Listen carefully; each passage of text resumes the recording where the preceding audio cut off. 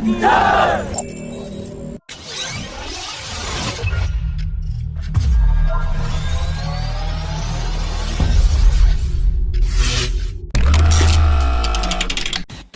DRDO-designed 5.56 by 30 mm joint venture protective carbine has successfully undergone the final phase of user trials by the Indian Army, meeting all the General Staff qualitative requirement parameters related to performance, reliability and accuracy.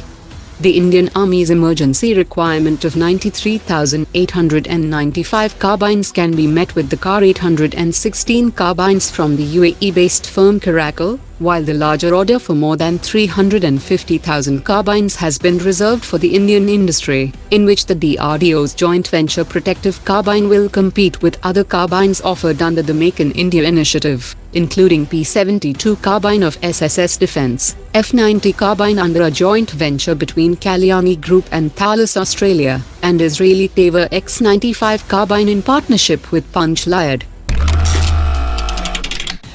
The production of ammunition under the joint venture between the Brazilian firm CBC and the Indian private sector firm SSS Defence will start operations in August 2021.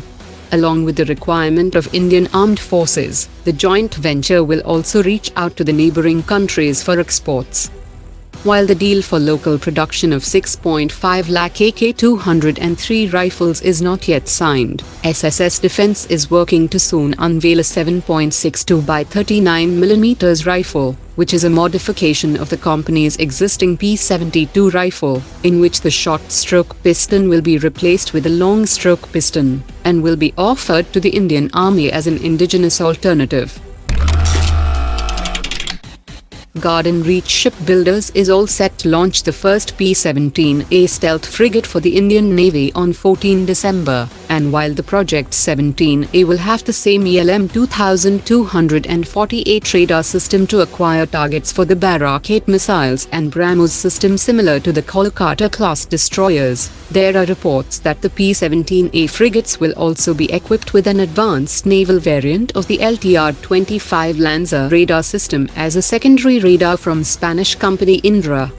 The LTR-25 has a range of more than 400 kilometers, and it can detect a large number of aerial targets including ballistic missiles. Experts have said that in order to win a contract for 200 naval lift trainers from the US Navy, Hindustan Aeronautics will need to price it better than its competitors like the T-7A developed by Boeing and Saab, Lockheed Martin's T-50A, and Leonardo's T-100. Hindustan Aeronautics must also convince the US Navy that extra investment on the naval lift trainer will offer a great advantage to its trainer program, as it is the only trainer that has demonstrated actual touch-and-go landings as demanded by the US Navy. 3 strike corps were deployed for the western border with Pakistan, while only 1 mountain strike corps has been created for the northern borders with China, and now the Indian Army is planning to convert some of its existing combat formations into dual-tasked formations, which would allow them to counter both China and Pakistan, and there will be no need to raise new strike corps in view of the ongoing standoff situation along the LAC.